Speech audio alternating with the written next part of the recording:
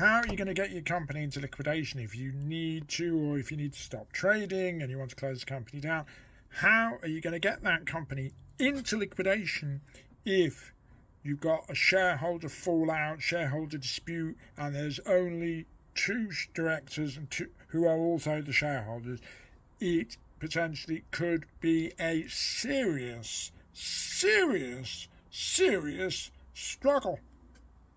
No two ways about it, because if you've got standard model articles coming from the Companies Act and the associated legislation, which probably the vast majority of limited companies in England and Wales are on the basis of model articles, then in order to start the process of going into liquidation, it doesn't matter what kind of liquidation. You might have a perfectly solvent company, but you might want to shut it down and do a tax-efficient distribution. You might have an insolvent company. You might want to shut it down because you need to stop trading and avoid wrongful trading.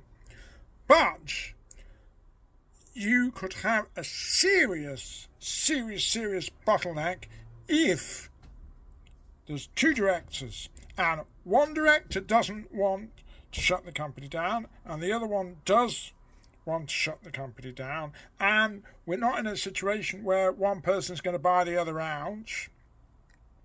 Now, this is particularly a problem where you're dealing with insolvent companies to avoid the risk of things like wrongful trading and so on and so forth, and a deal with the matter where the company needs to be handed over to an independent party like a liquidator. You want to go into liquidation, but you're stuck.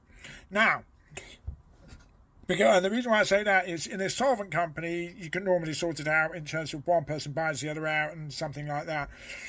Hopefully you can avoid a shareholder dispute. In an insolvent company, much more difficult. If you have not got it written into the articles of the company as to what is going to happen, there's no shareholder agreement, this kind of thing, that what you're going to do, because if one director votes for liquidation, one votes against, the reason you cannot do anything is because if you want to remove the director who's causing the problem, you can't do that because you're not going to be able to convene the procedure to start the removal exercise.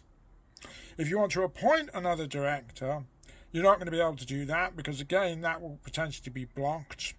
So it really is stuck, and it's completely unsatisfactory in that kind of situation when a company is insolvent that you've then got to go to do what's called a just and equitable winding up through the courts. There have got to be better ways of doing things, and one of the ways is to have a clear position set out in the articles that if there's a dispute and if there is a situation where the company ceased trading and needs to go into insolvent liquidation, particularly to avoid things like wrongful trading and so on, there needs to be something in the articles which sets out what the procedure will be and how that will be sorted out, because otherwise you can find yourself well and truly stuck.